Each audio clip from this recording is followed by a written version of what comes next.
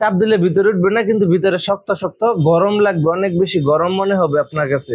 একদম ইনটেক যে আছে ওটা দিয়ে 4 আঙ্গুল পরিমাণ রাখবেন, তারপর নাভিটা দিবেন। আসসালামু আলাইকুম। বাছুরের হার্নিয়া রোগ সম্পর্কে অধিকাংশ খামারিরাই জানে না। এই রোগটা কেন হয় বা এর প্রতিকার কি সেই সম্পর্কেও জানে না। এটা একটা নীরব রোগ, মানে এই বিষয়টা অনেক মানুষ আছে খেয়ালই করে না। তো এই রোগটা কোথায় হয়, কেন হয়, সেগুলো আজকে বলবো। আপনারা সম্পূর্ণ ভিডিওটা মনোযোগ সহকারে দেখবেন। হার্নিয়া রোগটা হচ্ছে নাভি ফুলা রোগ। এটার ভিতরে দুইটা ক্যাটাগরি আছে, একটা হচ্ছে ইনফেকশন, সেটা হচ্ছে ফুলে থাকবে। আর হার্নিয়া যেটা, এটা অন্য বিষয়, এটাও নাভি ফুলবে, সেম দেখা যাবে, কিন্তু দুইটা রোগের ভিতরে পার্থক্য আছে। হার্নিয়া যে রোগটা আছে ওইটা এরকম, মনে করেন যে এরকম চিকন হইয়া সরু গাজরের মতো লম্বা হইয়া নিচের দিকে আসবে। গাজর গাজর দেখছেন না আপনারা? সেই গাজরের মতো নাভি থেকে নিচের দিকে এরকম লম্বা হইয়া ফুইলা থাকবে ওই জায়গাটুক। আপনি যখন নিচের থেকে এইভাবে পুশ করবেন, দেখবেন সম্পূর্ণ পেটের ভিতরে ছিদ্র, ওই পুরা গাজরের মতো যে ফুলা অংশটুকু আছে একদম ভিতরে ঢুকে যাবে। এটা হচ্ছে হার্নিয়া রোগ। আর আরেকটা যেটা বললাম ইনফেকশনে যেটা ফুলে, সেটা হচ্ছে আপনার এরকম ফুলা থাকবে, চাপ দিলে ভিতরে উঠবে না, কিন্তু ভিতরে শক্ত শক্ত গরম লাগবে, অনেক বেশি গরম মনে হবে আপনার কাছে। সেটা হচ্ছে ইনফেকশন। এখন হার্নিয়া নিয়ে কথা বলি। হার্নিয়া কেন হয়? হার্নিয়া মূলত জেনেটিক্যাল একটা রোগ। এটা বংশ বিস্তারের মাধ্যমে হয়, মানে পূর্ববর্তী যে বংশ থাকে আপনার গাভী অথবা যেই সারের সিমেন্ট আপনি ব্যবহার করছেন, সেটার কারণেই বেশিরভাগ হয়। হার্নিয়া বংশগত রোগ, এটা জেনেটিকের কারণে হয়। আবার আরো কিছু কারণ আছে, যেমন ধরেন ইনফেকশনের মাধ্যমে অনেক সময় হার্নিয়া হয়। নাভিতে ইনফেকশন হইতে হইতে আপনি ভালো করতেছেন, হইতেছে, আস্তে আস্তে নাভিটা দুর্বল হয়ে যায়, তারপর ওই জায়গাটা মনে করেন যে ভিতরে উঠে যায়, ওইটাও হার্নিয়াতে পরিণত হয়। একটা হচ্ছে জেনেটিক্যালি হার্নিয়া হওয়া, আর একটা হচ্ছে ইনফেকশন থেকে আস্তে আস্তে নাভি দুর্বল হয়ে হার্নিয়াতে পরিণত হওয়া। দুইটা কিন্তু দুই বিষয়। একটা আছে আপনার বাছুরের জন্মের পরই দেখবেন যে হার্নিয়া হয়ে গেছে, কিভাবে হইলো আপনি নিজেও টের পাইলেন না। আরেকটা হচ্ছে যে আস্তে আস্তে মানে ইনফেকশন হয়ে দুর্বল হয়ে আস্তে আস্তে তারপর হার্নিয়া হওয়া। এখন হার্নিয়া যেটা বংশগত রোগ, ওইটা তো আমাদের কিছু করার না, ওইটা আপনার মাস্ট অপারেশন করতে হবে। যদি অপারেশন করেন তাহলে আপনার ওই রোগটা ভালো হয়ে যায়। ভালো ভেটেরিনারিয়ান বা মনে করেন ইউনিভার্সিটি আছে বিভিন্ন জায়গায়, যেমন ধরেন আমাদের ময়মনসিংহবাসী, আমাদের ময়মনসিংহ কৃষি ইউনিভার্সিটি আছে, আমরা অপারেশনের জন্য ওই জায়গায় নিয়ে যাই।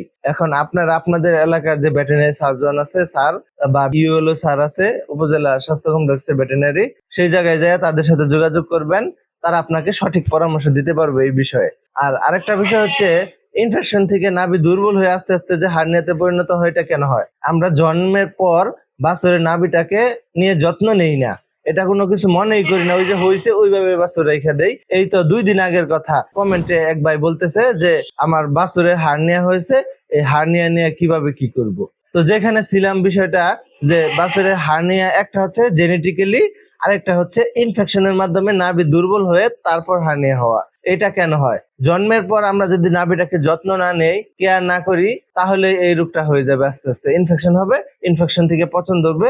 আরেকটা যে বিষয় বললাম যে ইনফেকশন হওয়া, ওইটা থেকে কিন্তু ধনুষ্টঙ্কর হয়ে যেতে পারে আপনার বাছুরের, মানে শরীরে একটা পাশ শক্ত হয়ে যাবে, আস্তে আস্তে মুখ শক্ত হয়ে যাবে, দাঁতের যে পাটিগুলো আছে, চাপার যে চোয়াল আছে, এটা শক্ত হয়ে যাবে, হা করতে পারবে না, খাইতে পারবে না, আস্তে আস্তে সে মৃত্যুর দিকে ঢলে পড়বে। এটা হচ্ছে ইনফেকশনের বিষয়। আবার এই ইনফেকশনের সেক্টরটা আপনি যদি আস্তে আস্তে ভালো করেন, আবার হয় আবার হয়, এইভাবে করতে করতে নাভি দুর্বল হয়ে হানি হয়ে যাওয়া। এখন আপনি যদি জন্মের পর বাছুরের নাভিকে জীবাণুমুক্ত না করেন, অনেক বাছুর আছে দেখবেন নাভি লম্বা হয় এরকম, আবার অনেকগুলো আছে ঠিক সেম মাপে আসে, যেগুলো লম্বা হয় এগুলো একটা সঠিক শেপে দিতে হয়। আপনি ওই জায়গায় বায়োডিন দিয়ে পুরোটা ভিজিয়ে তারপর একটা সুতা দিয়ে গিট দিবেন। গিট দেওয়ার পর নাভি 4 আঙ্গুল পরিমাণ রাইখা বাদ বাকি টুক একদম নতুন ইনটেক যে আছে, আবার ব্যবহৃত ব্যবহার করবেন না, এই জায়গায় ইনফেকশনের ঝুঁকি অনেক বেশি, অনেক।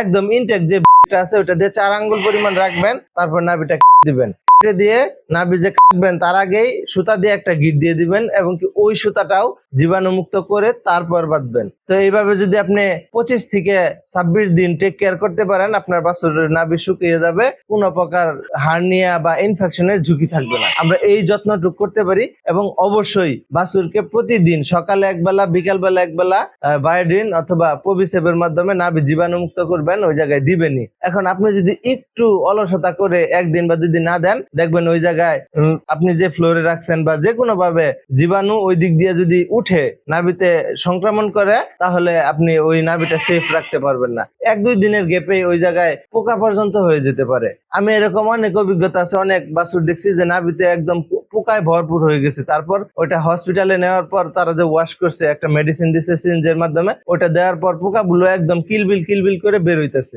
এরকম একটা অবস্থা হয়ে যায় ভিতরে, তখন মনে করেন বাছুরের মৃত্যুর ঝুঁকিও বেড়ে যায়। অতএব আপনারা সকলেই জন্মের পর বাছুরের যত্ন নিবেন, তার নাভির যত্ন নিবেন, এই জায়গাটা হেলা করবেন না। অনেকেই মনে করেন যে এই নাভিটা খেয়ালই করেন না, কিন্তু এটা অনেক বড় ক্ষতির কারণ হতে পারে আপনার খামারের জন্য। আশা করি ভিডিওটা সকলের উপকারে আসবে। বেশি বেশি করে শেয়ার করে দিবেন, আপনার মূল্যবান বক্তব্য কমেন্ট বক্সে জানাবেন।